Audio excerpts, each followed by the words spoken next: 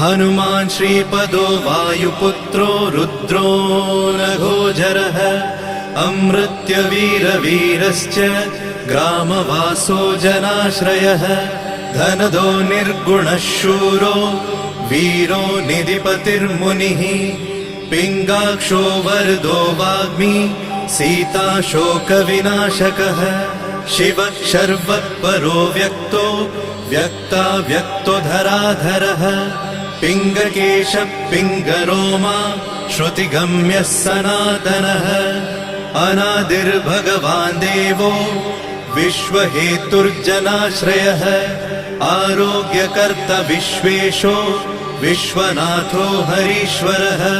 भर्गो रामो रामभक्तः कल्याणप्रकृतिस्थिरः